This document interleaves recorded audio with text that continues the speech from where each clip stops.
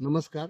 या ठिकाणी आमचे अ, गुरुवर्य, आमचे श्रद्धास्थान, आदरणीय पूजनीय समाधान महाराज शर्मा केज यांचा 11 जानेवारी या दिवशी जन्मदिवस असतो.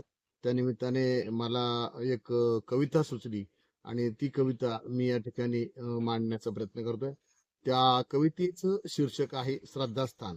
तर पहा, ज्याच्या सहवासात हनुमान आहे, ज्याच्या सहवासात हनुमान आहे, ज्याच्या प्रवासात वर्धमान आहे, तेच माझे पूजास्थान आहे, तेच माझे पूजास्थान आहे. ज्याच्या परिवारात सर्व समान आहे, ज्याच्या परिवारात सर्व समान आहे, ज्याच्या हृदयात गुरुजी महान आहे, ज्याच्या हृदयात गुरुजी महान आहे, तेच माझे गुरुस्थान आहे, तेच माझे गुरुस्थान आहे.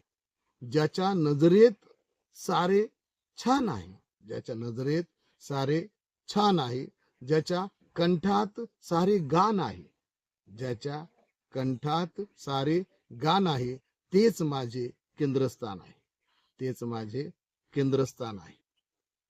ज्याच्या कीर्तनात प्रज्ञावान आहे, ज्याच्या कीर्तनात प्रज्ञावान आहे, ज्याच्या वर्तनात अभिमान आहे, ज्याच्या वर्तनात अभिमान आहे, तेच माझे ऊर्जास्थान आहे, तेच माझे ऊर्जास्थान आहे. ज्याचे केज हे जन्मस्थान आहे, ज्याचे केज हे जन्मस्थान आहे, ज्याचे तेज हे चंद्रस्थान आहे, ज्याचे तेज हे चंद्रस्थान आहे, तेच माझे प्रेरणास्थान आहे, तेच माझे प्रेरणास्थान आहे. ज्याच्या सुगंधात उधाण आहे, ज्याच्या सुगंधात उधाण आहे, ज्याच्या कंधात एक विधान आहे, ज्याच्या कंधात एक विधान आहे, तेच माझे बलस्थान आहे, तेच माझे बलस्थान आहे. ज्याच्या वाणीत पसायदान आहे, ज्याच्या वाणीत पसायदान आहे, ज्याच्या खाणीत मौलिक ज्ञान आहे, ज्याच्या खाणीत मौलिक ज्ञान आहे, तेच माझे राजे स्थान आहे, तेच माझे राजे स्थान आहे.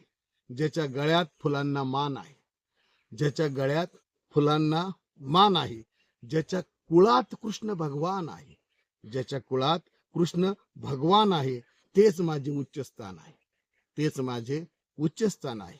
ज्याच्या नावात समाधान आहे, ज्याच्या नावात समाधान आहे, ज्याच्या गावात सिलवान आहे, तेच माझे श्रद्धास्थान आहे, तेच माझे श्रद्धास्थान आहे.